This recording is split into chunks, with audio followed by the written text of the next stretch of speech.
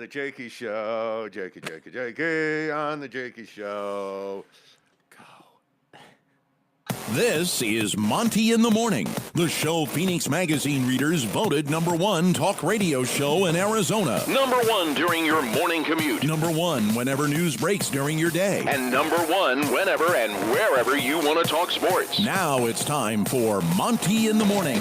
Well, hey there, friends. Good to see ya on a Wednesday. Hey, yo, man. Wednesday, March 23rd. Right. 2069. Dude, it feels like next Friday already. I know. And it's only Wednesday. Yeah. We have a lot to get to. Jake is really upset with his no home owning ass right now. How's that work? How's the apartment life? It's offensive. You have your own fence? It's offensive for sure. Okay. You might need to become a fence to afford to buy a house. We'll talk real estate coming up. We have also got to get in. You know the interesting thing about real estate? We've got to get into renting versus buying. Dude, it's bad. Because if you don't own a house right now, drive to Evanston, Wyoming, and get your lotto tickets. Because I'm being serious. Like, I don't know what it will take if you don't own a house right now to own a house. I really don't know. I think you're effed. Yeah. You're effed out. I don't think I am. I know I am. You'll never own a house or have a white picket fence or 2.5 kids and a dog. But wait, that's the American dream. Yeah, I know. I'm living it. You're not, loser. Anyway, we'll talk about I'm totally kidding. Well, you are a loser, but anyways, that's a sat phone conversation. But we'll get into that. Wow. We'll get into that as the show goes on. We've got to talk about this Zion Williamson thing, which is hysterical. You know, Gene Stream Gamer says, yeah, the boys are back. Love you both, man. No, we love you. Man. Good morning, Greg Hawkins. Good to see you, Greg. Miss you, buddy. Wesley Iyer says, yes, sir. Yes, sir. Yes. So we'll talk Sir. about Zion Williamson weighs a lot. Yeah.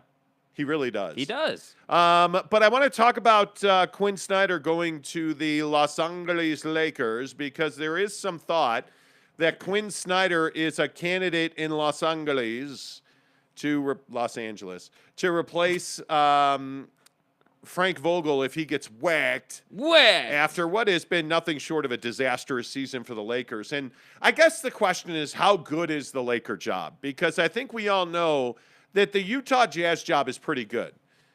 At the moment, you're probably limited in that you can't win a championship with the way this organization is set up right now. So there is a ceiling perceivably, right? But perceived ceiling. But the question is the Laker job better than the Utah Jazz job, Jake? Would you rather have one versus the other? Well, yeah. I mean, I think if you just go straight up, like on paper, nameplate for nameplate, I think most people are going to take the Laker job. But I think the Laker job comes with a lot of challenges. I mean, first and foremost, number one, is LeBron James there when you take the job? I mean, how long is he going to be there? Like, what does that dynamic look like? Because, again, when LeBron is in your organization, you know, it's Le GM, right? I mean, that's what we all know and love. Le GM. Yeah, Le GM. So, you know, I think that LeBron is not easy to coach, I don't think. But, you know, so that's just the first thing you have to consider. Secondly, I think the reason that the Laker job is still attractive because it's much like the USC situation before Lincoln Riley went ahead and took over there. It's kind of this situation where next season, the Lakers could be a title contender. You know, it's not like you got to wait 5 years and everything to be relevant. So I think the Laker job from that standpoint is very attractive. Now, the downside to that is that the Laker job comes with a lot of pressure. There are expectations. And when you sign a bunch of talent and it doesn't work out, you're the guy who's responsible. So I think that's the tough part about it. So it's kind of this thing as a coach where you got to ask yourself, am I willing to only be somewhere for one season and we're in the worst case scenario? Because that's the worst case scenario. You pick up the job one season and you're out because it goes so poorly. That's the worst case. Best case is you're there for like 10 years and you win a bunch of rings. I think that's worth the risk. Now, with the Jazz, it's kind of the opposite. It's kind of what you were talking about. Hey, you can't win a championship right now. You're a bit limited with the talent because you're not the Lakers. You're not the Celtics, let's say, or a nameplate that can just go and get whoever they want. There's some antics at play. There's some cultural things that go on in the league that kind of prevent you from getting the best talent in the league. So with that in mind, your trade-off with that sacrifice is that you have long-term stability. You're Quin Snyder. You've been coaching the Jazz for 9 or 10 seasons now, and you've been getting paid and making that generational money. So I think it really depends. To answer the question, it really depends on where you're at in your coaching career. For Quin Snyder, I think he's made his money now, and I think now it's time for him to chase a championship. And so for me, I'm not sitting here saying that Quin is head over heels for the Lakers job or that is even a possibility at this point. But what I am saying is if I put myself in Quin's shoes, I have to think at some point the guy wants to chase a championship. And I think on some level, he'll never admit it, but on some level, he's got to realize that this roster is not good enough to win a championship right now. So it's kind of this balance that you have to play depending on where you're at in your career and how damn much you want to win a championship for just simply making money, So that's so I guess when you head up with all that considered, I probably lean towards the Jazz job, but winning championships is why you play the game. So again, I think it just depends who you are. Yeah, and I think the hardest part is what do you value? If I'm Quin Snyder, I don't value the Laker job. And I talked to, one of the guys I know over at the Jazz yesterday, and he straight up said that there was an audible laugh when it was brought up that Quin Snyder would want to leave the Jazz for the Lakers because Quin craves stability. Quin craves professionalism, and that is something that's been very difficult to deal with this year, the lack of both in Los Angeles. And I'm told that Quin Snyder currently does not value that job. And that the Utah Jazz would not allow Quin Snyder out of his contract to go coach the Lakers. He's got 2 years plus an option left on that deal. And it doesn't make a lot of sense for the Utah Jazz to let him walk away to go to Los Angeles. I mean, he has a good working relationship with Ryan Smith, the owner of the Utah Jazz. Quin also happens to get along pretty well with his players who clearly like and respect him. There would not be a reason for Quin to leave a really stable situation with the Utah Jazz to go to Los Angeles. Yeah. And I think rightly the Utah Jazz would not allow him to make that move. Now, if Quin, and I'm told Ryan Smith and Quin Snyder have talked about the San Antonio Spurs job, and that Quin was given assurances that if a situation arose where Quin was asked to replace a legend in Greg Popovich, one of his clear mentors, Greg Popovich, is a mentor to Quin Snyder. Yeah. If he was asked to replace Greg Popovich at the San Antonio Spurs, Ryan Smith has given him certain assurances that he would allow him to do that. Yeah.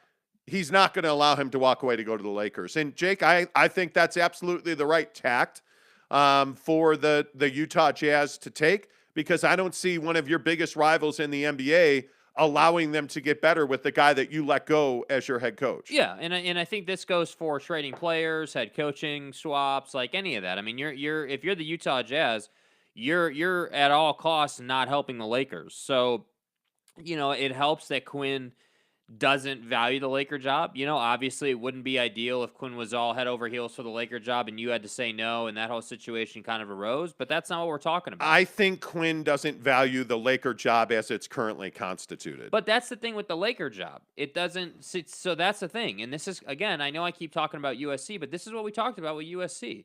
USC has been a program, the football program at USC to be specific, has been a program that has been crappy the last 8 seasons with everything that they have dealt with. Yet they're still able to land top-tier head coaching talent, which gets them top-tier player talent. So when I'm looking at the Laker job, is it crappy now? Yeah, sure, it's crappy now. Yeah, sure. Russell Westbrook hasn't worked out. Anthony Street Clothes Davis is always hurt. Can't rely on him. LeBron is aging and probably not going to be here in 5 years.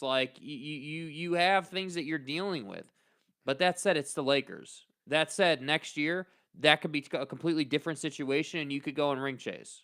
So that's why I say. I don't buy that. I think the dysfunction with the Lakers is far more than the head coach. I think Frank Vogel's actually done a very good job there. I think you sold out to get LeBron James and to keep LeBron James. I think you made a very good trade in the immediate for Anthony Davis, and it won you a championship. I think since they won that championship, just about everything they've done has been a disaster. And I think right now there is questions about who the true leader of that organization is. Kurt Rambis's wife has an enormous influence over Jeannie Buss, the current owner of the Lakers. And apparently Mrs. Rambis has a lot of say about things and a lot of influence about things. There's a lot of thought that LeBron is going to either leave or retire within 2 years. You have an enormous amount of luxury tax being paid. You're going to have to unload Russell Westbrook.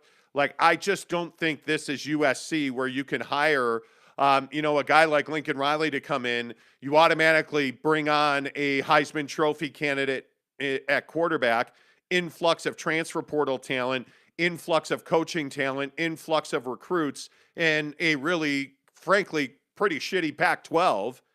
And you walk in the front door with him and you're already probably going to be the champions of the Pac-12 next year. It doesn't work that way in the NBA. When you are as dysfunctional as the Lakers have been for the last 2 years, it's very difficult to turn that around. And when you don't have clear and respected leadership, you're going to have much more trouble bringing that around. I think it's why you see Jeannie Buss reaching out to a guy like a Phil Jackson to get consult from other guys outside the organization, because she's not buying into what Rob Pelinka is doing as the general manager there, which means you're probably going to have a general manager change this offseason. Right. So you're going to change the GM, you're going to change the head coach. I mean, there's all kinds of dysfunction there. Yeah. Whereas you have no ownership questions with the Jazz. You have no ownership questions with the San Antonio Spurs. You have no GM questions in either place.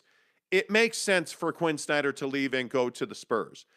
It does not make sense for Quin Snyder to leave and go to the Lakers, either for the Jazz or for Quin Snyder. And frankly, that's why I don't buy that right now. Yeah, but I think the Lakers, and I don't disagree that there's a ton of dysfunction with the Lakers, but that's who they are. That's who they've always been. I mean, you go back to, Kobe and Shaq, and you go back to even when it was Magic's team, and you've got the Magic Johnson versus Michael Jordan thing in the Olympics, and then that transfers over to the league. There's always, it's LA, man. I mean, it is LA. That's kind of, I feel like that's just kind of the culture of that portion of the country. And I think that, I agree with the idea that the Lakers have a lot of dysfunction and Quin's not that guy. I understand that. I respect that. And I agree with it, and I think that Quin much more values following in Greg Popovich's footsteps. I totally agree with that. But the only thing that I would say about the Laker job is that while all of that is true,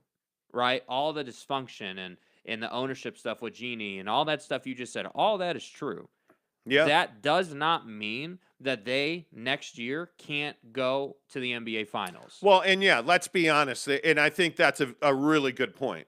The Lakers, in my opinion, can take a disaster to a championship quicker than just about anybody because they make more money than just about anybody. Yes. And when you look at the way that teams like Brooklyn do business, the Lakers are not very different than that. Because really, if you think about it, how far away are they from being back to a meaningful team in the West? They're one more solid piece away, and Anthony Davis has to play, 75% of a season. Mm-hmm. I mean, if Anthony Davis is healthy, this is probably a top 6 team in the West right now. But really, if you think about it, all they need to do to become a more relevant team and to become a serious contender is you got to move Russ and you got to get a player back that can contribute. That's what has to be done. That's why I say I can't believe they didn't make the Houston John Wall deal. Yeah, it's surprising. I mean, it's baffling because he is healthy, he is in shape, he is ready to play, and it would have been John Wall and Eric Gordon, essentially John Wall and Eric Gordon for Russell Westbrook and another player on that roster. With LeBron. That would have been a great fit. And those 3 guys with LeBron, whether Anthony Davis comes back or not, that makes them a championship contender in the West. And that's why I say. It's shocking they didn't make that deal. But I also think, and again, I think that points at dysfunction and disagreement. But all of that goes away with one swing of the guillotine. I mean, when you change Pelinka, when you change the GM, the coach, you make a huge trade to impact the roster. In LA, you're not that far away.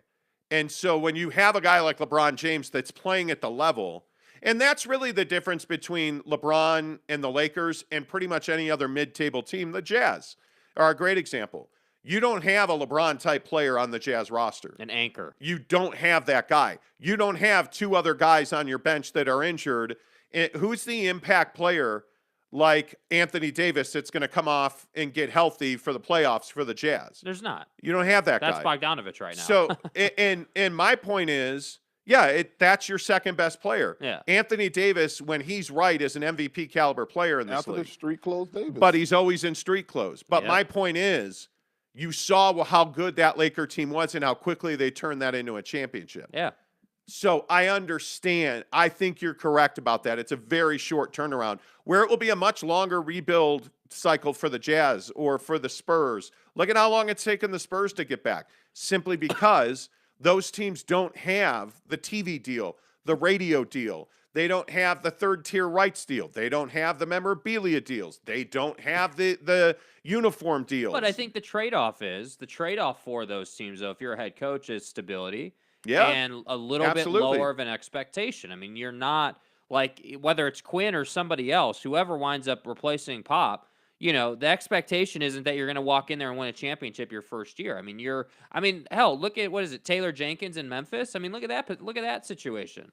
That's been a slow burn for like 3-4 years, where he's been building this team and slowly but surely getting better. And now they're a 2 seed or whatever they are. And, so that's what I'm talking about. Like, again, for Quinn, I think that he wants to prioritize stability and really, developing players. That's what I think Quin Snyder loves to do. I think he loves to work with players and develop guys, even for all the shortcomings that we talk about with Butler not getting minutes and the rotations and all that good stuff. I think that Quin Snyder likes situations where he can come in and not have to deal with the LeBron-esque player. He wants to deal with guys like Don, or like a Ja Morant type guy who hasn't quite got to LeBron's level yet, but has work to do. And that's why I think the Jazz and the Spurs are attractive positions. Yeah,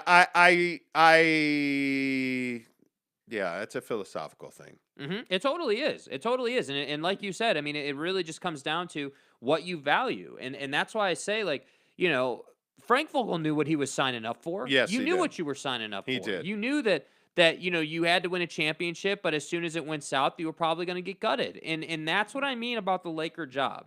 And I know we're going around here, but the takeaway here is the Laker job is highly volatile. It is, hey, I can win a championship. I've got access to the college football playoff, but damn if I suck, I'm getting fired, right? Like, it's the same concept. I have access to the NBA finals, but if I'm not good, if I do a bad job, it's not going to work out. Yeah. So it just is what it is. Yeah, and the interesting thing is that I just don't see how. I just don't see how you hire a coach the caliber of Quin Snyder. And I know that we've had this conversation repeatedly about Quin Snyder. I just don't know how you replace a guy like Quin Snyder. I really don't. And I don't know how you fix what ails Quin Snyder or what ails the Jazz that would make them part company. Mm-hmm. I don't know how you fix that. So it is what it is. I don't think that it is assured that Quinn will be brought back as the coach of the Jazz. I think if the Jazz were to part ways with him, he'd have multiple job offers. Yeah. I don't think Quin Snyder's looking for just any job in the league. I really don't. That's why I say I think the Jazz, I was told yesterday the Jazz have not had conversations about terminating Quinn, firing Quin Snyder. I was told yesterday that they will reevaluate everything in the offseason as they always do. But I'd be surprised if he wasn't the coach of the Jazz next year, no matter who the players are. Well, and I think if you just look at the situation and you're realistic about it, what does that really mean? We're going to reevaluate everything? Well, what that means is that we're going to make moves. We're going to rebuild this roster. And then based on those moves, we're going to figure out if Quinn is a fit. And we're going to talk to him about it. I mean, and that's the thing I think that's so, not to wax poetic, but I think that's what's great about the culture of the Jazz and that front office is that it's not just like, hey, we're just going to make a decision and that's what it is. Like, I think what would take place, and this is opinion, right? Obviously, I'm not in there, but based on what I've seen and their actions, it seems like what would happen is they would make some moves, update or change this roster, and then you're going to talk to Quin and you're going to say, hey, man, what do you think about these moves? How would you do this? How would you do that? Would you play this guy? Would you play that guy? Like, those are conversations that are had between Justin Zanuck and Danny Ainge and, Ryan Smith to Quin Snyder. There's got to be, I hope people understand, like, the relationship between your head coach and the front office has to be healthy for you to be successful. It has to be, because if it's not, and Quin has a different strategy than the front office does, it's like, the front office is buying a Ferrari, and Quin's putting, 87 low octane in it, like It doesn't work, So that's why I say when they talk about reevaluating, that's what that looks like. By the way, if you're watching on YouTube, yes, YouTube is having some service issues this morning. This is not related to us, and we have no control over it. Hell out of here. Yeah, we like, what does that even mean? Service issues? I don't know. We one of the things I noticed is that YouTube is struggling to stay online this morning, and looking at reports online, they're having service issues on the West Coast. I don't know if we're getting comments, but I see our concurrent viewer numbers and all that stuff are on and off, and so they are. It's a YouTube issue. It is not a Monty Show issue. It's not the internet. Yeah, it's not the internet. And I apologize. And I do see some comments. Eric C saying it's offline. Whoa, it just started out of nowhere. Yeah, YouTube is having issues this morning, so I apologize for every subscriber. Okay. Let's clarify the PS5 thing, too, because Joe Al says, are you giving away a PS5 to everyone that subscribes to the channel? No. What do you think, Joel? Joel, what do you think the odds that we're going to give away 5,000 PS5s on this channel are? Donnie, please. I mean, just logically speaking. So he says, are you giving away a PS5 to everybody on this channel? No. Duh. No, we're not. We're giving away one when we get to 5,000. It's right here on the table. Right here, bro. It's right here. We got it. It's right here in the box. This thing's a unit. It's heavy. And yeah. Yeah, there you go. All you have to do is subscribe to our YouTube channel. If you're here right now, give us a thumbs up and a like. If you're listening on the audio podcast, bless you. We've had another massive week. Thank you for that. Speaking of the Utah Jazz, let's get into the Boston Celtics and the Utah Jazz tonight, 5:30 Mountain Time in Boston, who I think is right now the best team in the Eastern Conference as far as how they're playing on the floor. I guess the question that a lot of people ask is, how good are the Boston Celtics? And Jake, do you believe that they can win the Eastern Conference Championship? I have some reservations on whether they can win the Eastern Conference Championship. I think there are several teams that, obviously are going to have something to say about that.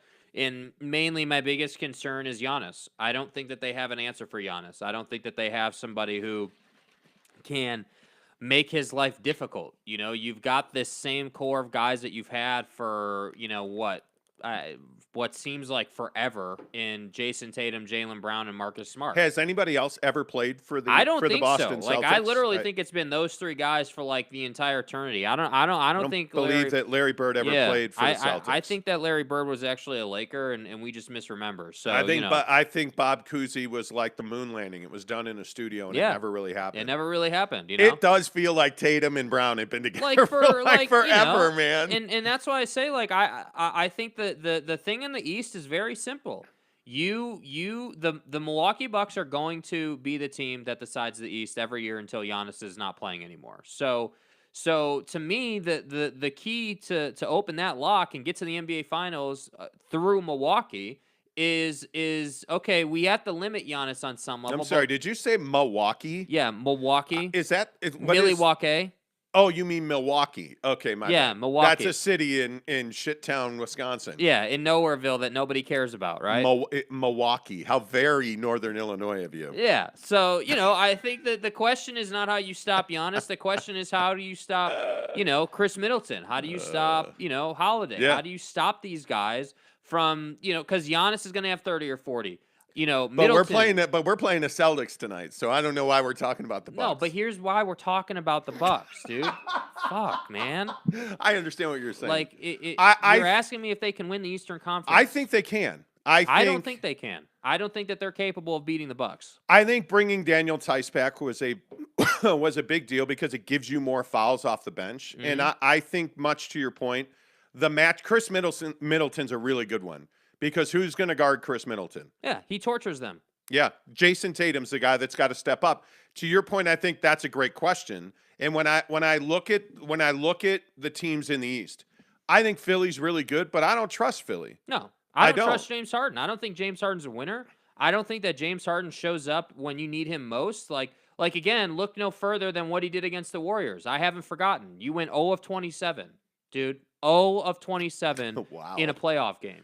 You're hanging on to that. Yeah, because it tells me exactly who you are, right? It tells me precisely who you are. Yeah. 0 of 27 for a guy who's a max player, allegedly. So tonight, when I look at the Celtics versus the Jazz, I pose the same question, right? Who's going to stop Jason Tatum and Jaylen Brown tonight? Because I'm telling you, Jason Tatum will eat Royce O'Neal alive. He will. The guy you're going to miss tonight is Danuel House. I think you're going to miss that perimeter defense that he's able to bring because to beat the Celtics, and I don't know how you feel about this, but to beat the Celtics, you have to limit one of those two guys, and you can't buy into the chippiness, you can't buy into everything else that's not basketball that Marcus Smart brings, that Williams brings, that their role players can really be chippy and physical. And the other guy, like I look at an Al Horford, that's the guy that hits a dagger 3 on you because you're so concerned about everything else that's going on. But think about that matchup, right? Think about the matchups here. And this is what has me concerned about this game tonight. Not that the Jazz are some, inferior team. But if you just go up and down the matchups, the thing that concerns me is Marcus Smart is a very physical defender, and he will guard Donovan Mitchell. Yes. So Don's going to have a difficult night. Like, I think Don will still have 20 to 25, but I'd be real surprised if this was a 40-point night for Donovan Mitchell. Maybe I'm wrong, right? But that's my opinion, number one. Number two, who's going to slow down Jason Tatum? Is Jason Tatum going to put up 40 tonight? Because if that happens, this won't be close. He needs to be in the 20 to 25-point range as well. And then thirdly, the Al Horford situation with Rudy is going to be really interesting because if Horford is putting up, again, another guy doing 20 to 25, this won't be close. Well, and they really like playing Robert Williams at the 5 and Al Horford at the 4. I mean, they both start at obviously they both have been career centers. Yeah. But Horford shoots the ball well enough, and this is, again, where you miss a guy like Bojan Bogdanovic tonight because Bogdanovic can play with Al Horford. And I think it's very interesting to see how does Rudy Gobert hang with Robert Williams? How does Robert Williams hang with Rudy Gobert? Yeah. I think Williams has played very well for them. But I'll go back to the Nuggets game, 10 days ago. You can't have Tatum and Brown score 30, and you can't give up 17. Yeah, you can't have Pritchard come off the bench for 17. And having watched most of that game, they didn't require their bigs to do anything because they ran up and down the floor and they shot the 3 really well. Yeah. And you can't allow the Celtics to do that, especially at home. Because now that crowd is really into it. They're 9-1 in their last 10. Yeah. And they are playing an exceptional level of basketball. And I actually think we're going to talk about the MVP here in a minute. I don't know how Jason Tatum's not in that conversation. Yeah. Because he's playing at an incredibly high level. And the thing that worries you is the Jazz are not healthy. The Jazz do not have Bojan tonight. They're not going to have Danuel House tonight. Does Jordan Clarkson show up? That's a great question. He's going to have to because I think that this Boston team is very good defensively. I like the way they play defense. I say this all the time, even when we play basketball. I play defense with my shoulders and my knees. And I love that Boston does that too. I wish the Jazz would do that more. But the Jazz want to play quick and stay in front of you, and they're not quick and they can't stay in front of you. Whereas Boston plays to their strength, which is their bigs in the middle are going to bang you. And if you look at guys like Smart, Horford, Tatum, Jaylen Brown is a little less of this. He's that firecracker, though. Jaylen Brown is their Jordan Clarkson in the sense that he is a starter for them, obviously. But some nights it's 15 points, other nights it's 35. And who's that going to be? But you look at Derek White, and looking at Derek White's last 10 games since he got to Boston, he's played 26 minutes a night. He gives you about 10 points, but he's a great defender and he can move the basketball. Yeah. The thing that worries me for the Jazz tonight, and I do think the Celtics are going to win this game. The thing that worries me for the Jazz, you're coming off of 4 games in 5 nights. You get 1 night of rest after you lose to Brooklyn when you looked out of gas. Don's clearly dealing with whatever this wrist injury is off the dunk the other night in New York. Mm-hmm. And I think you're just probably feeling a little heavier legs tonight versus a team that, frankly, is very athletic. And they're hot right now. And they're smoking hot right now. Yeah. They are glowingly hot. Yeah. So it'll be interesting to see. Tanner Plummer says, I don't see the Jazz winning tonight. Gene Streamer Gamer says, Boston has its inconsistencies. If the Jazz start hot, it may give a huge blow to Boston in the first half. That could be. Because I agree with you. I think that when the Celtics are playing like this, they're very difficult to beat. Mm-hmm. What's going to happen to get them out of playing like this?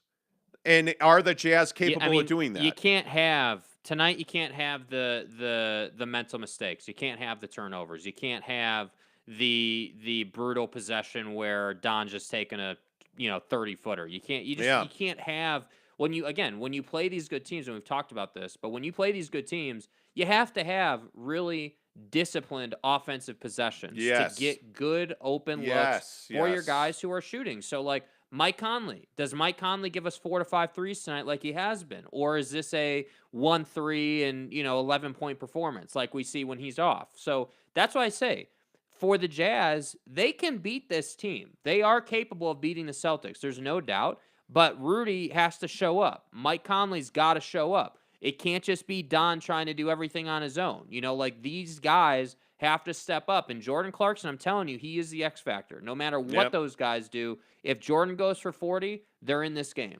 Avlee says, morning, guys. Did Don get the MVP already? Wink. Nope. Not yet. Nope. Not yet. It is what it is. Greg Hawkins was asked by Jeremy Bolton how the movie shoot was going. And it's been, Greg, I'll tell you, I appreciate how much you share on Instagram.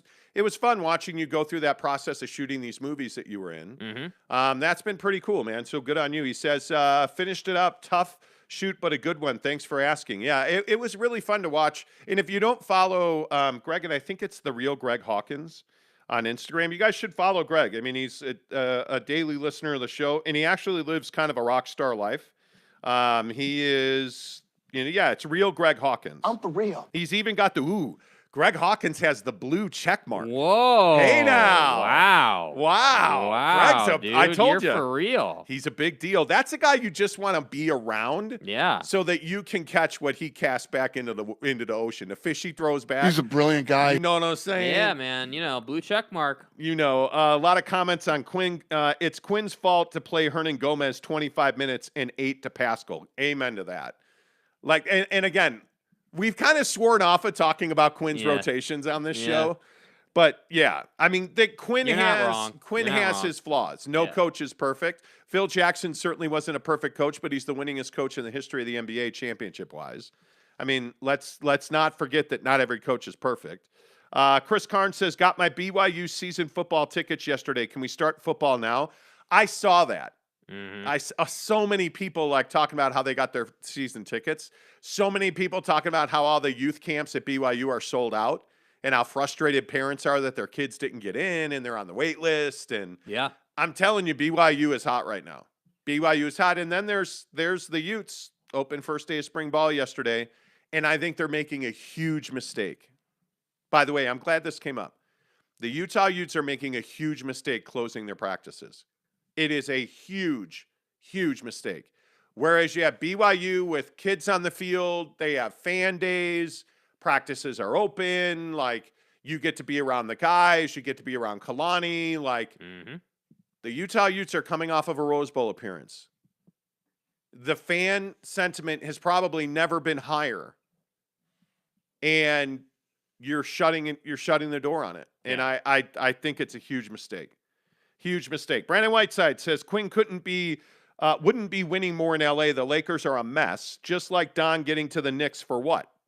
To lose? Come on. Reputation only gets you so far. But you have to understand about Donovan in New York. And Brandon, I think we've talked about this.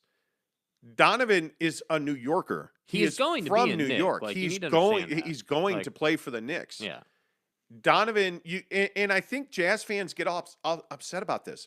How can you fault Donovan Mitchell for wanting to go to his hometown, where being a Knick and playing at the Garden every night is the realization of a lifelong dream?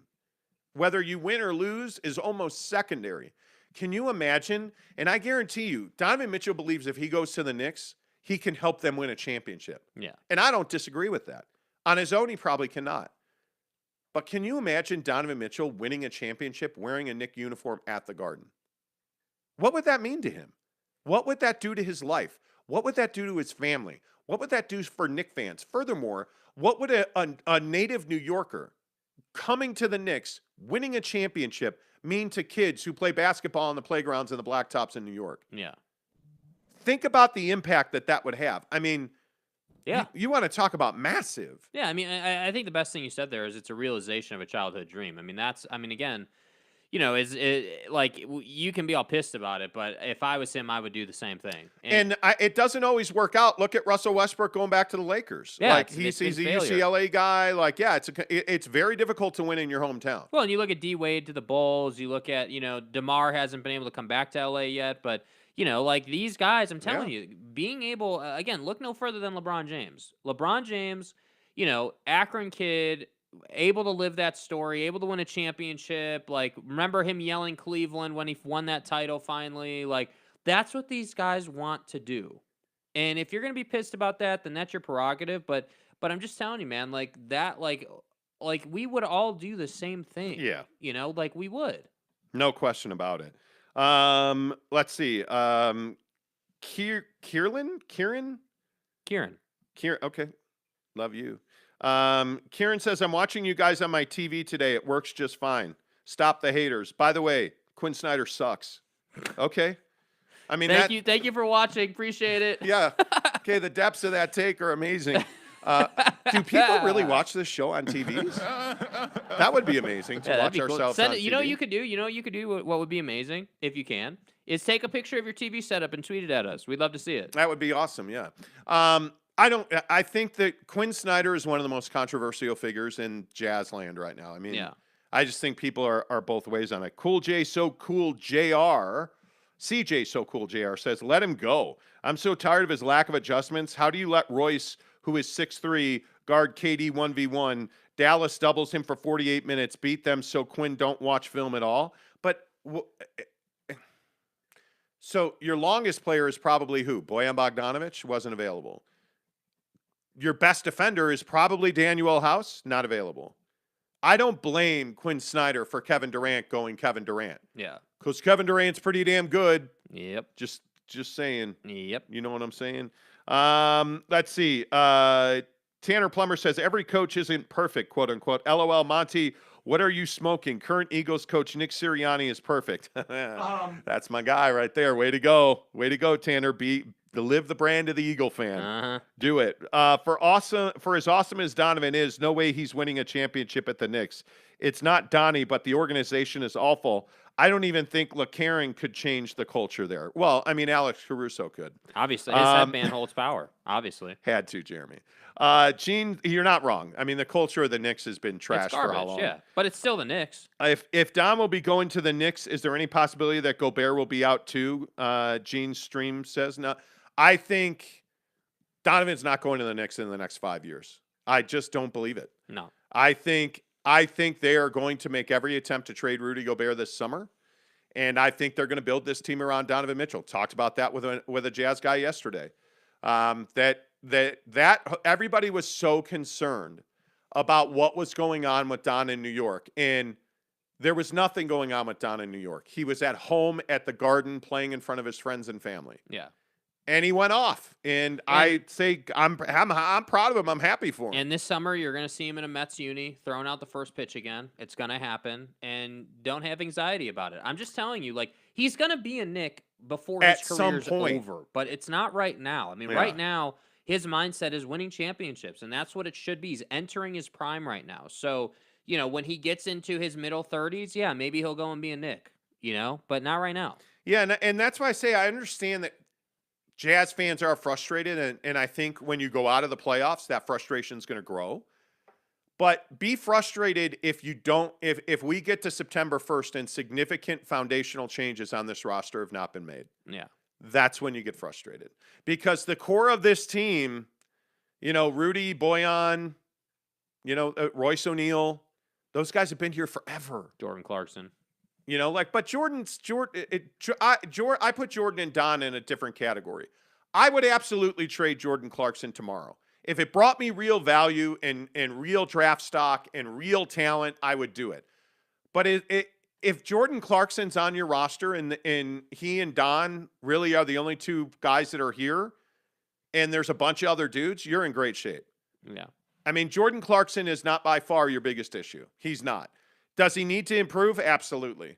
Does he need to be a better defender? Yes. Does he need to learn how to finish in the paint? Yes.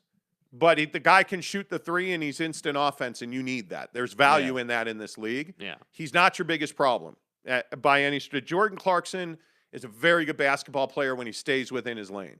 When he plays his role, he's a very good player.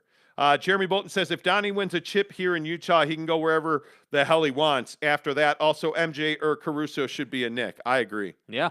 I agree. Absolutely. Yes, definitely Mark Jackson could be a huge upgrade over Quinn. Stop. Yeah, that's not a good. That's just not. Stop it. No. The personal side of Mark Jackson is not a huge upgrade over Quin Snyder. No. All right, NBA MVP. Mm-hmm. Right now today, who is it? Joel. Even with the way that they're struggling. Yeah, because I think people view it as two different seasons. I think people view it as pre-James Harden, post-James Harden, and I think that people are unwilling to take Joel Embiid and punish him for James Harden's, frankly, lack of performance. It's so painfully obvious when you watch the Sixers that James Harden just takes possessions away and wastes possessions. And I think that's the struggle. Now, the Jokic crowd, I understand your case. I get it, but I think it's hard to win multiple MVPs back-to-back like that, especially in this league. And so my feeling is Giannis is obviously always going to be there. But I think the guy, and I think what's so fascinating about this situation is Devin Booker's finally starting to get some run. And I don't just mean on NBCSports.com or the NBA Power Rankings. I'm talking about in NBA circles, in the fan base, and with people on Twitter. You're seeing it a lot more, and I think it's deserving. He is putting up numbers. And I think that they've been a good team even without Chris Paul.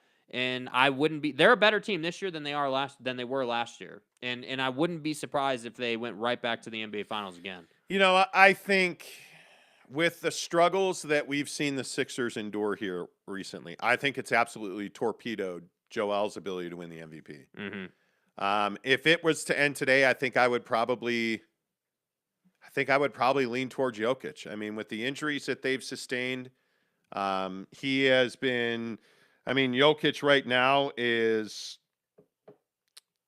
shooting 34% from three, 64% from two. He's picking up 13.5 rebounds a game, 8 dimes, a steal and a half, a block a game, averaging 26 points a game.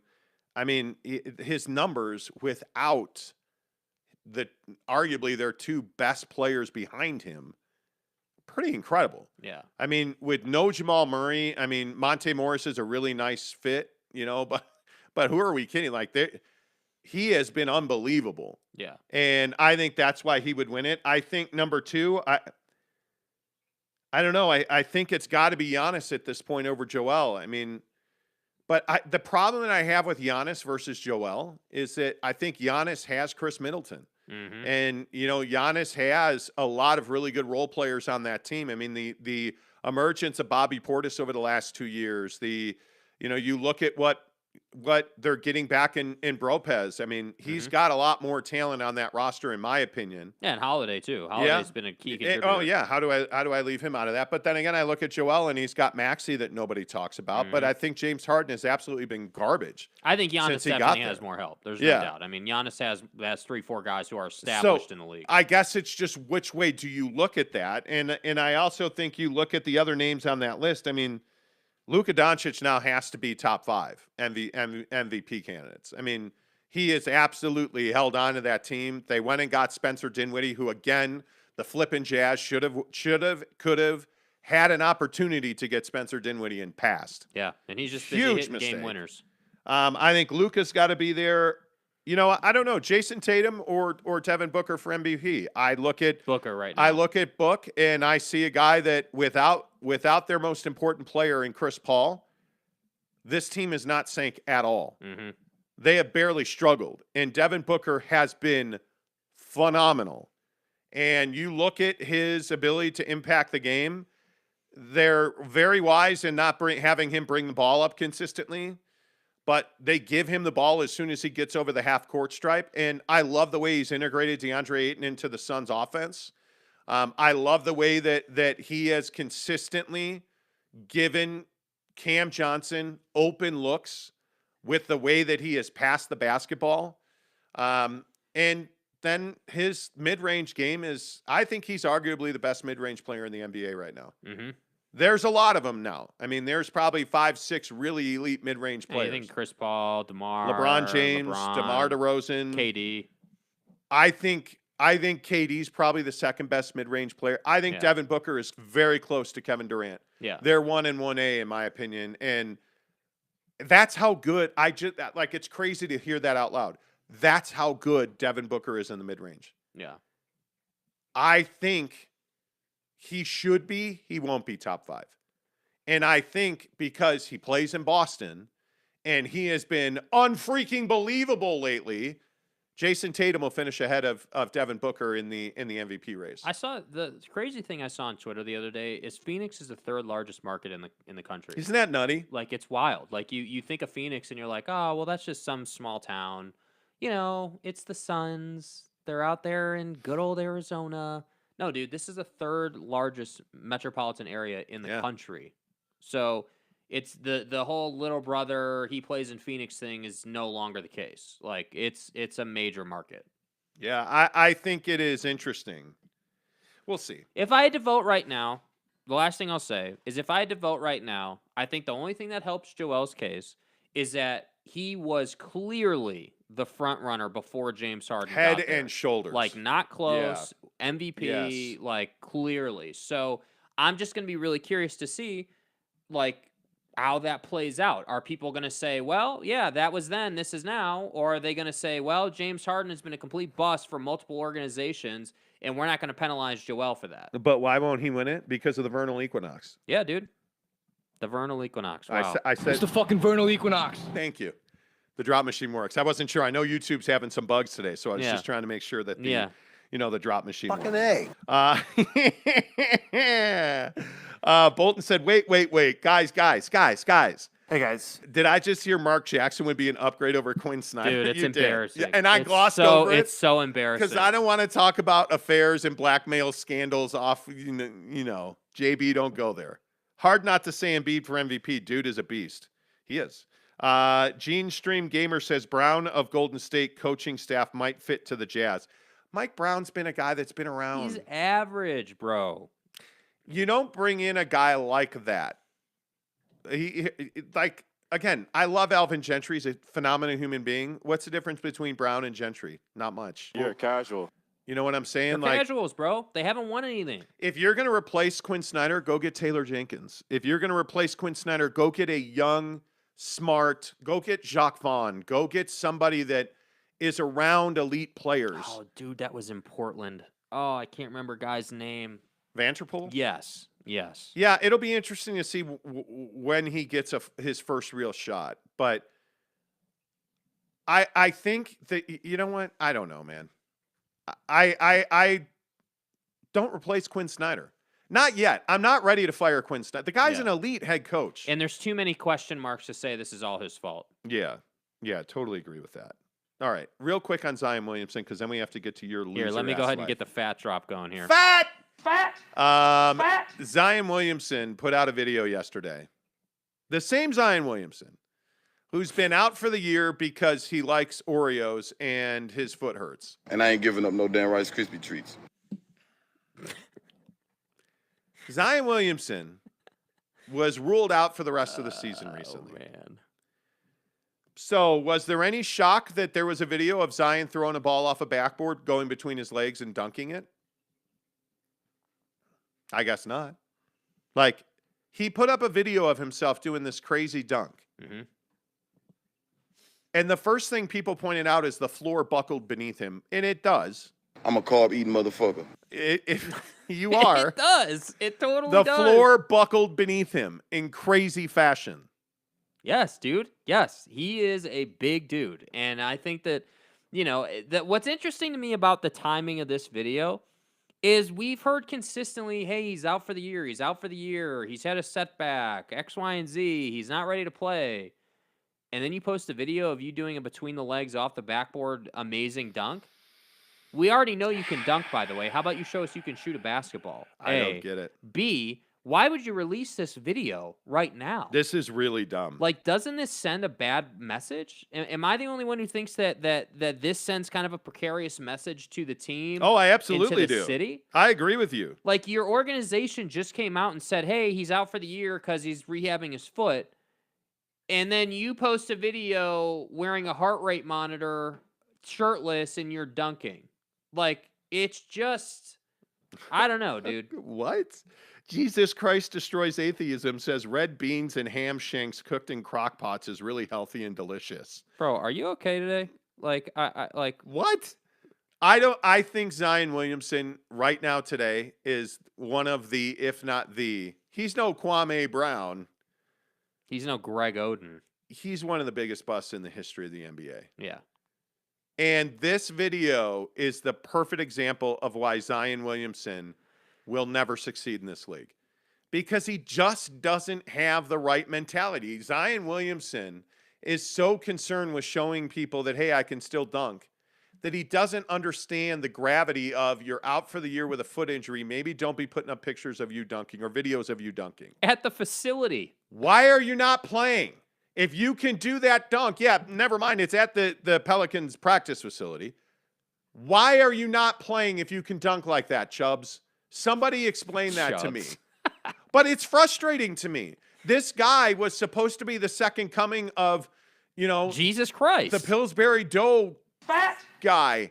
And he's been nothing but a non-professional his entire career. Get your lazy ass in the gym. Like the J.J. Redick story about how Zion wouldn't take feedback.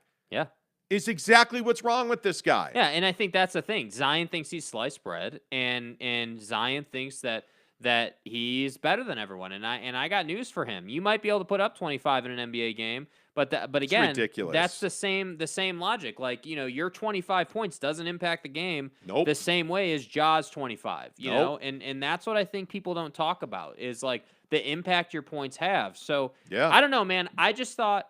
It's not a super deep conversation. I just thought you'd appreciate me treating you like an adult. Dude, the timing of it is not ideal, bro. The timing of it is not ideal, man. Is that not where you were going? No. I thought you were going to that drop. No, that's not where I was going, dude. That's not. I thought for no. sure.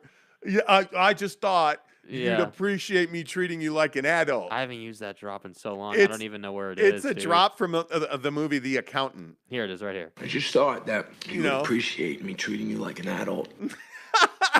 It's so good. I thought that's where you were going. Yeah, Zion is the youngest diva of all time, Gene Stream says. Jeremy Bolton says, what is happening? Zion cooks Oreos, Twinkies, and cake in a crock pot.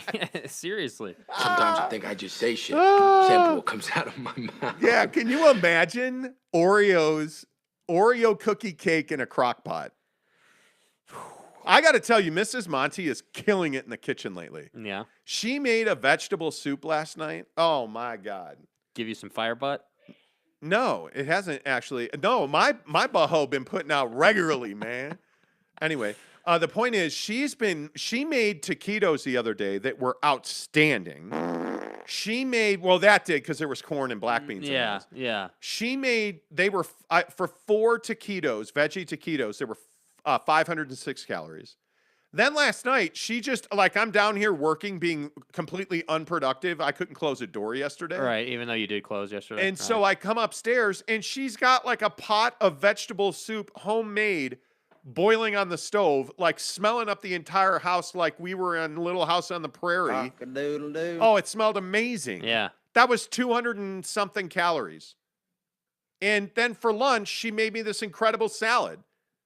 It was like, you have been, Mrs. Monty just sat down. You have been, I mean, you may be a tossing and turning machine at night while you're sleeping, and it destroys the way that I sleep, but your work in the kitchen has been phenomenal, lady. Thank you. I'm going to buy you a new Do I get dustpan. like a round of applause? Yeah, I'm going to buy you a dustpan. I mean, you've earned it. I mean, I'm not getting you a broom still on your hands and knees, but that dustpan's coming. Fucking A. Okay. Wow. Have you talked about like never talk to an old friend right before you're going to bed because that shit could blow up your head? What? No, did wait, not- what happened? What happened? I did not sleep like hardly at all last night. What happened? So I post about my workouts sometimes on Instagram because I'm trying to, keep myself motivated and Right, be proud of what Yeah. I'm doing. Yep. Right. Yep. And I'd mentioned that I had like an injury and it was kind of a struggle, but I was still in it. And so I had people reached out to me, and one of them was an old friend of mine. And we had been really close. We're the kind of friends where it's like you cannot talk for a while, but then, as soon as you talk, you're like right back to it. Mm-hmm. I still consider her my good friend, even though we don't talk every day. Oh, shit, I vaguely remember this happened last night. Did you tell Yeah. me about this? I did. You woke up because I was still up at like 11 something at night because we had just stopped talking. So my old friend reaches out and she's like, "Oh, I hope you feel better soon." "Oh, thanks." And we start chatting and I'm like, "Yeah, did you see my mom's getting married?" She was like, "Oh my God, I did." She goes, "Yeah, I meant to reach out. Life has just been really crazy. My dad was diagnosed with stage 4 colon cancer that's now metastasized crap. in his Here we lungs. go. And, since that happened in January, my uncle died and my husband went to Nashville, came back with COVID, and everything's just been a shit show. And I was like, damn. It makes you realize how good our lives are, though. Seriously. And everybody jokes no kidding. Is Mrs. Monty going to cook for every subscriber or just a few of them? That's that's start my own an local shot. delivery service. Yeah, hey, Jeremy Bolton is a savage today. I don't know what you're on, Jeremy, but Bolton, but it please. just makes you realize we are very unaware of how good we have it. Mm-hmm. And we try to talk about it quite a bit when we're sitting in our hot tub and, after snowboarding and, after living another day of white privilege and all that good stuff. Donnie, you're out of your element. We try to talk about it. But then you hear from people, that you're friends with who, maybe you haven't talked to them a while or whatnot, and you hear the struggle that they're dealing with. Mm-hmm. And it just makes you realize how good you have it. Like getting on the scale this morning and realize I've now lost 30 pounds. Mm-hmm. Whoop, whoop. And a lot of it is your cooking. Now, a lot of it is that, I've stopped eating everything, including the carpet. But I mean, like eating well and living and feeling healthy and whatnot, eating fiber. You talk about people with colon cancer. It's one of the reasons I eat so much fiber. People give me so much shit about the high fiber cereal I eat at work. Like it's a joke every morning in our team roundup that we do at Yelp. People joke about me eating high fiber cereal. They like, know hey, what man. Heritage Flakes are. Yes, now they do because I've told them repeatedly that I'm eating Heritage Flakes. But it is what it is. Like I just think we have a really good life, and stories like that. Yeah, you have been sleeping like crap this week, and it's killing me because you're just like you're either asleep and you're rolling or turning, or Yeah. you either sleep great or you don't. Okay, so sleep you were very up well till at all. 11:30, and then what happened? My mind was just, On blast. on blast, totally. And then I had really weird dreams, like. And we laid down early. We laid down at like 8:45. It was great. You know what bothered me about that conversation was that people think that, like, I don't like either what someone in my family is doing or what they're doing because I don't like it on Facebook. Like, I don't like, give it the little heart, like it. I had that conversation last week. And I was like, oh man, I'm literally like, I have an account, but I'm just not on there. Like, I haven't signed in for like a year. Yeah. Man, and you really think I just don't like what what important people to me are doing? Because That's what the pandemic's done, man. So a guy I went to high school with, who listens to this show, so you'll know who you are. A guy I went to high school with said the same thing to me last week. Like, hey, you never interact with my posts anymore. What did I do to piss you off? And it's like, what do you mean, man? I'm like, I said I'm not on Facebook. Well, I see you posting on Facebook.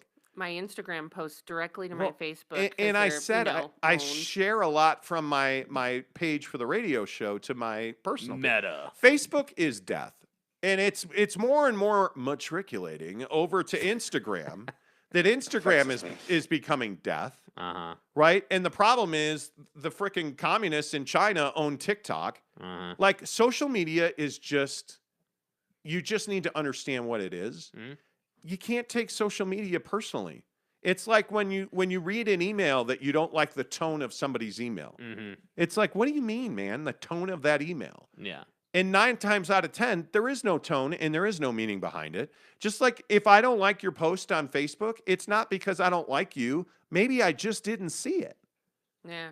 Maybe I just didn't see it. Mm-hmm. And I think we get so personally invested in Well, Facebook. it's because of the pandemic. This is my point. Like, we don't see each other face to face anymore, so we don't get those updates in person. Yeah. And people don't feel valued by telling their story anymore. Yeah, Like, and- you're just sharing it on Facebook. By the way, a couple of people have also asked right now, YouTube is having issues today. This is not a Monty Show issue. This is not an Internet Central issue. Some of you are able to watch on mobile. Most of you are not.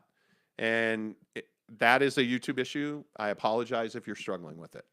But yeah, I think social media is not good. And then there's the real estate market.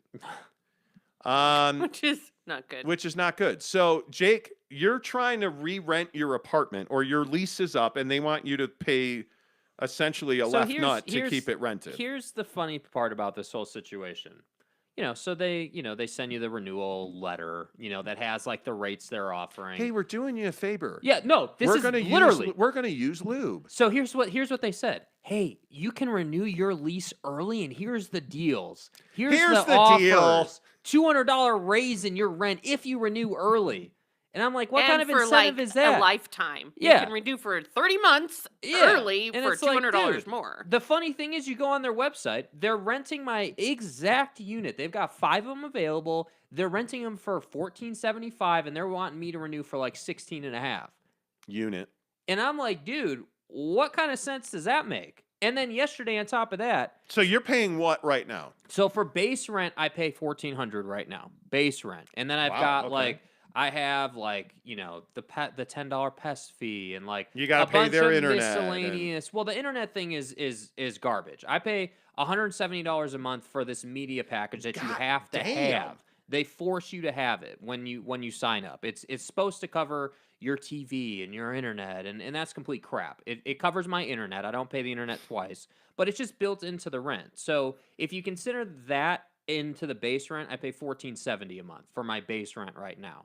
Or no, that would be $15.70 a month for my base rent right now with that included. But you're so lucky, you jerk. You get to pay your rent on a credit card. Yeah, well, so that's the trade-off, though. So, like, I can pay my rent however I want to pay it. I can pay it on a credit card. I can pay it with my... Do you know how many miles we would get if we could pay our mortgage? And the savage thing is, and you're going to hate this, you pay more in rent than we pay in mortgage. Yeah, and so that's which the is thing. Crazy. Like, the thing I struggle with is, I'm not unhappy with my apartment. It's a perfectly fine apartment. It's nice. Everything's cool.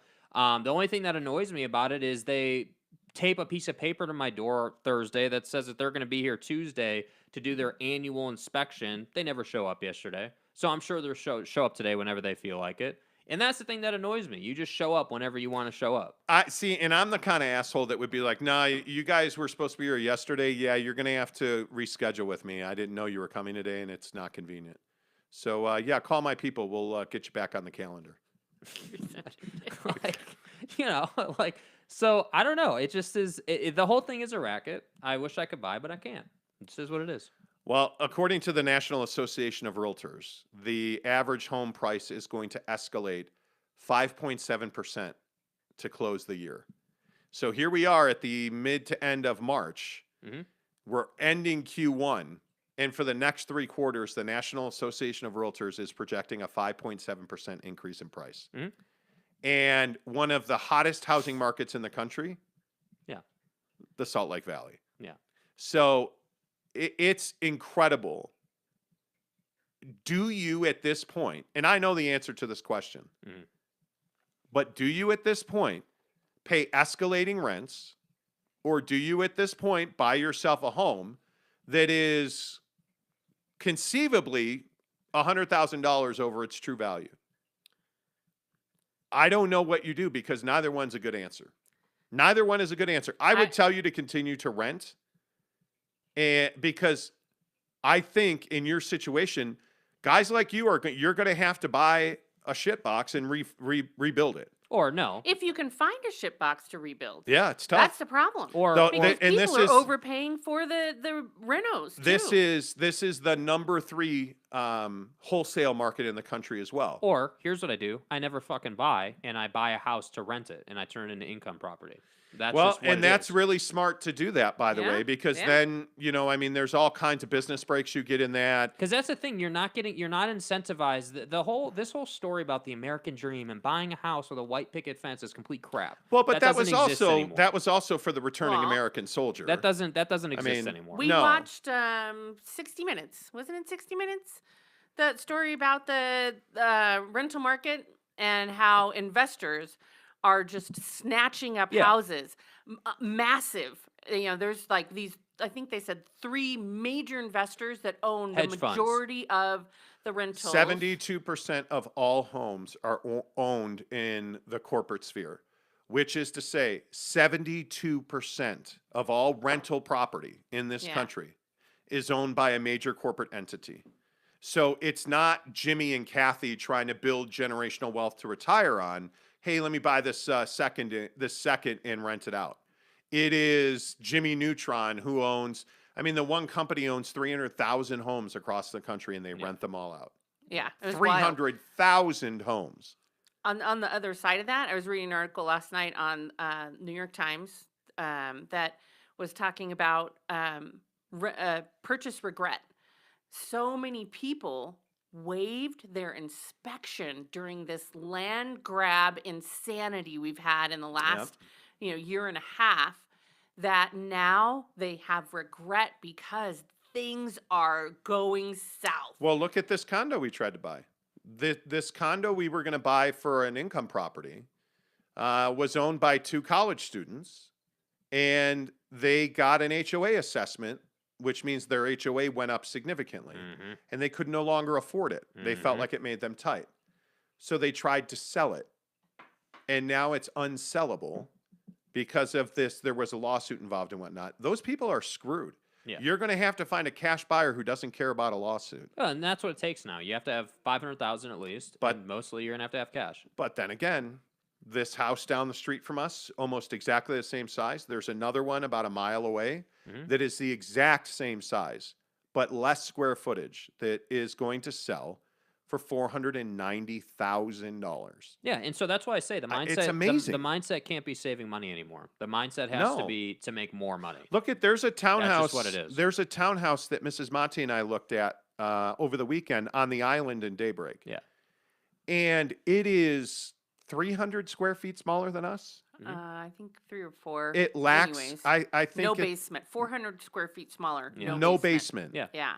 And it's $150,000+ more than we paid for ours. Yeah. It was marketed at like, what was it? It's over 500. Is it not? I thought it was like 4. I think they put it like at like 470 or 480, but the Zestimate had it like over 500. That's what it was. And it was like, they listed it low to get a bidding more.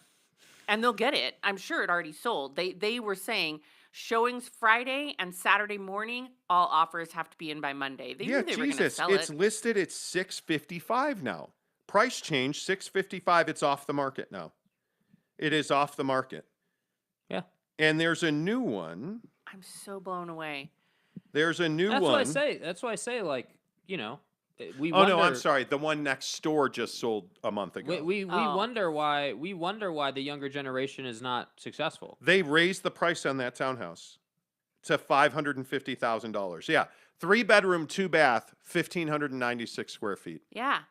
And no yard. It has a little courtyard because it's a middle unit. That's crazy. So what's going to happen is eventually, one day, I'm going to have to probably, like, unless I have the money, at daybreak and With no this basement. area is not going to be an option. I'm going to have to go to, like, No, it's not. Saratoga Springs or out to Riverton, or, like, you're going to have to Even go further. out. Because, Like, it just- near that new shopping center where we Yeah. go to the Harmons, they're building luxury apartments on both sides, across Mountain View and right behind it. Luxury apartments. And I cracked up at your lease renewal. Didn't it say month to month was $3,000? No, there was like no, there was I have to ask them about that. It was 6 it was a month. 6-month thing, but I think that what they're doing with that is they're saying, hey, you can pay lump sum and get lower rent if you wanted to. Like, so if you're gonna No, there was a 6-month number that was No, I'm but pretty what sure it what was I'm saying is- $3,033. Right, but what I'm saying is, I think what they're doing, because they didn't specify what that actually meant. So I think Oh. what they were doing with that is saying, okay, well, you can pay this amount, you know, up front maybe, or there's something with that. You're not Yeah, just going to whatever lease it is. a 1-bedroom apartment for But $3,000. the funny a month. thing Like, is, what is the fastest growing age group for buying homes? not mine. It's millennials. There's no way. 37%. Yeah. Millennials no are the fucking way, fastest. dude. Yes. Yeah. And that's What the do you mean thing, there's though. no There's way? no Yeah, way, That's bro. what it's saying. It's That's a what all fact. the reports say. It's Wow. a fact. And the Millennials- problem is they have the most regret because Yes. they've been waiving their inspections. They've been waiving, any like contingencies. They're just- 37% of all homes sold in 2021 went to millennials. How many foreclosures are there going to be? I don't think there will be a lot at all. I think what you're going to see is there's not going to be a huge price correction either. I don't think you're going to see everybody's convinced there's a housing bubble. It's not going to happen. It does. There's not a housing bubble. Yeah. Because what happened is you have, even with like all of the COVID forbearance protections, with like foreclosure protections, those have stayed in place largely, and the job market is so good that so many people are making enough money that now I think it was 60-something% of people have paid out of that forbearance protection. So you're getting grants from the government. You're making more money. Millennials, the problem for millennials is they've overpaid for all of these homes. So what millennials are finding is that life balance thing that we always talk about doesn't exist anymore because they're house poor. Yeah. They are so And I'm not strapped. interested. Yeah, you're so strapped by your mortgage. I mean, you have millennials. The average mortgage for a millennial is $3,200. Yeah, no, I'm good. Like, I I'm mean, good. it's so much money. Yeah. And the other stat that NAR, which is again the National Association of Realtors, put out, is that 77% of home buyers face unexpected repair costs in the first 6 months of ownership, largely due to waiving of all contingencies, as Britt talked about. 77%. So it's crazy what's going on in housing. I think this is very simply a matter of people are not selling their homes. And one of the major things that at some point, I think that's what will change. More homes will come onto the market, but that doesn't mean that prices will fall. What Yeah. that means is there will be more competition, which means the inflation that we're currently seeing will be pulled back. So I would not be in a hurry to buy a home. And you get all pissed about it. I do get pissed about it because I don't have the same opportunity your generation had.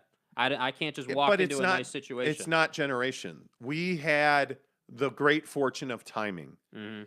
because we only bought our house that we live in now 18 months ago. And it's worth almost $500,000 now. Like my mortgage guy sends me a It's home. like goofy. Yeah, my mortgage guy sends me a home value report every month. Mhm. We bought our house. I don't mind telling you. I think our loan was for $290,000. We have a 3-bedroom, well, really 4-bedroom, 3.5, or We have a 4-bedroom, 2.5 bath that will be a 3-bath townhouse with a finished basement. We paid $290 for it. Financed $290. It's now worth on the low end $490. And if you believe Zillow, by the end of this calendar year, it'll be worth $525. But there's no real actionable way to leverage that equity, because if you refi, then you have a mortgage for $525,000, which I'm not interested in doing. Mm-hmm. But B, I think that's what you're going to see is going to stop the climb, because when all these houses come to the market, it's going to mean that the spike in housing costs is going to stop, but it's not going to fall. It's just going to level off where it is, in my opinion. Yeah, and I just think, I don't know how I'm supposed to feel. You say I get pissy about it. How am I supposed to feel? Am I supposed to be happy about that? Am I supposed to be happy that I don't get the benefit of timing or the benefit of really anything related to real estate? I mean, like, it's crazy. Chris Karn says, good luck in Saratoga Springs. My house has gone up $800K in 8 years. Yeah, so that's what I'm saying. Like, but you have a beautiful home too. But either way, I mean, he does. We've been to Chris's house. Yeah, he's got a beautiful home. Like, it's a great house for sure. But my point just is how are we supposed to feel?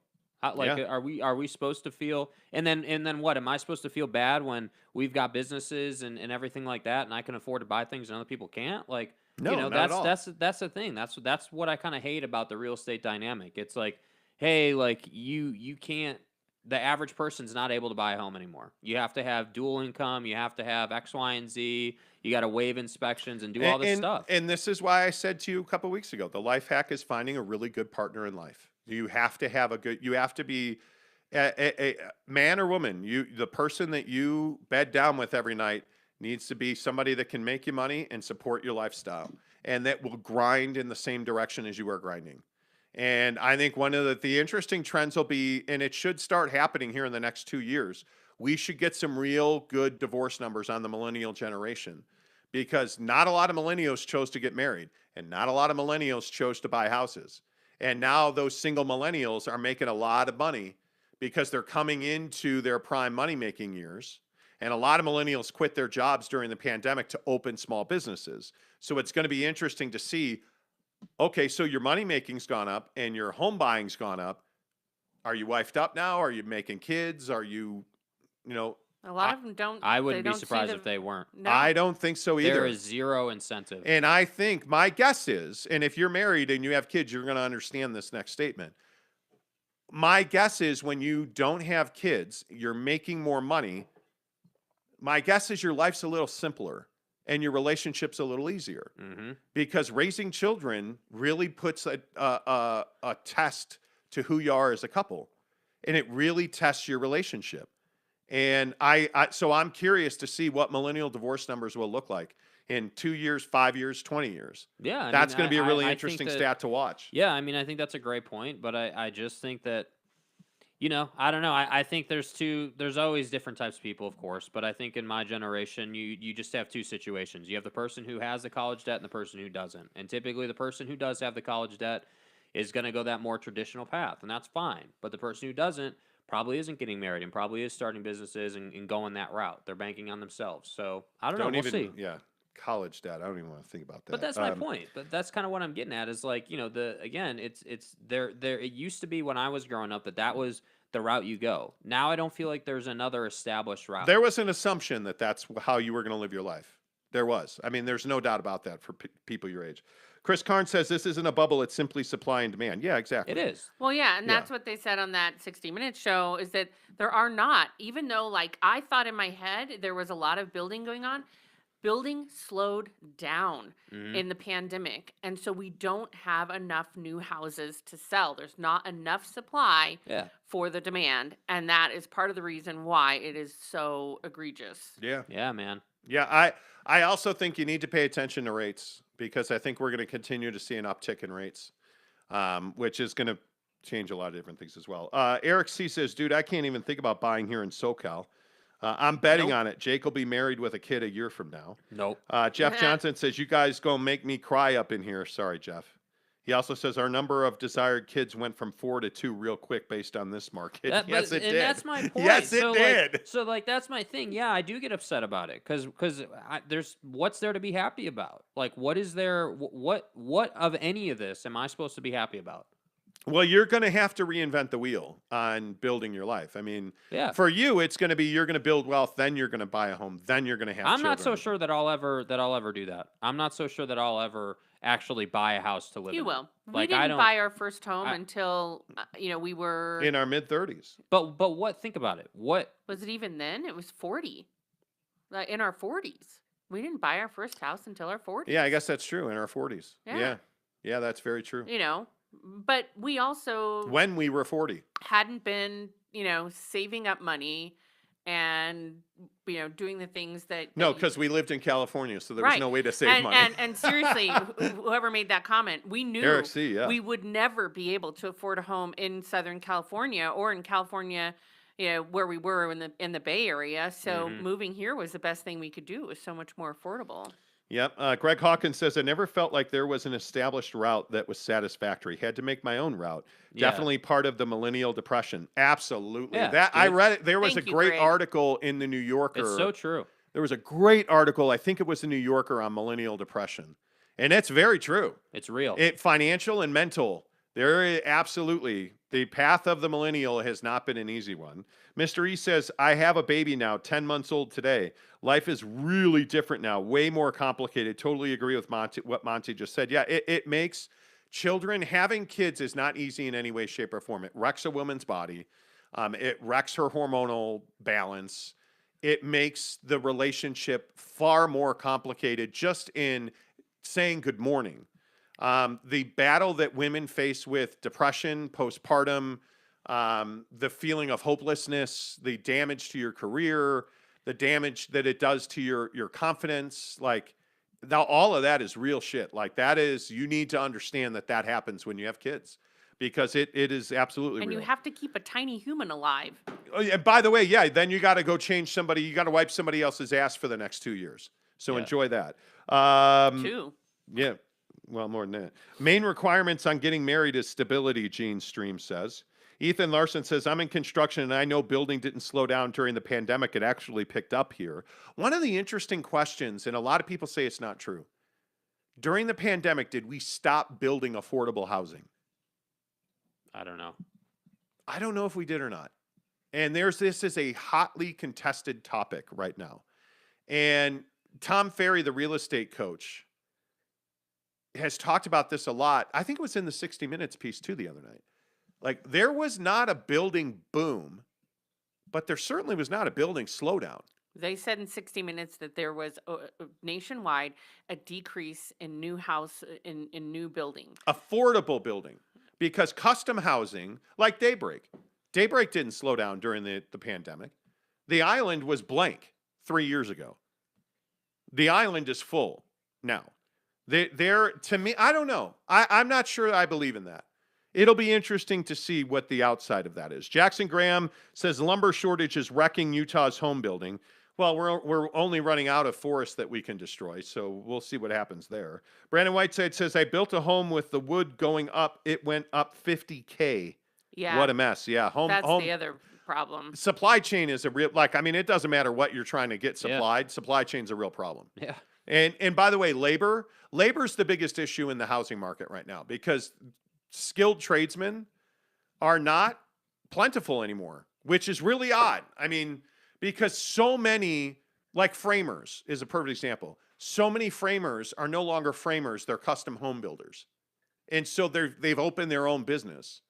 Electricians are another perfect example. Electricians are one of the fastest growing business sectors in the country. There are more electricians opening shop for themselves than at any time in the history of this country. It's remarkable how the trades have changed. Tanner says, so true, Greg. Being a millennial sucks ass. Eric C. says, Jake, we're the same age. I know we both have privileged lives in some ways, but I agree with the millennial depression comment for sure. I just think we don't catch the breaks.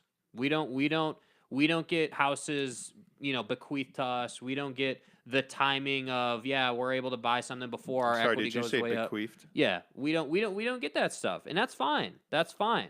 Right? Yeah, I have But, nobody that's got me in a will or trust. I can tell you that right now. But so that's what I mean. Like, I know people who have, things given to them, and that's great. And I'm really happy for them. But most of my people aren't getting that. That's just not how Jeremy it works. Bolton says, lesson learned on the Monty show today. Good luck with life in the future because we're all screwed. Yeah, pretty much. Pretty much. Go make that bread. I'm telling you now. As seriously as I can say it, and I mean it, I am as passionate as I can be. Stop collecting paychecks. Yeah. Because I'm telling you, it's not enough money to thrive. It just is not. Because at some point that train's going to come to an end. Because look at what COVID did to the economy in this country. Look how many people lost their jobs, sat on their asses, and were praying for government bailouts. Don't be that guy. I'm telling you right now. I'm telling you, you can't do it. All right, there you have it. Mrs. Monty, good to see you. Go make me breakfast. I'll get that dustpan ordered for you. The upside on all of this, if everything else is this challenging, make sure you're enjoying your life. Yeah, you got to. Make sure that you are happy in what you're doing in your relationship. Because if you're doing something just because you think it's what you're supposed to do, give it up. For sure. All right, we'll be back tomorrow. We're actually going to do a show on Friday. Yes, somebody asked if we're on Friday. Yes, we'll be back on Friday. Until tomorrow, say goodbye, Jake. Goodbye, Jake.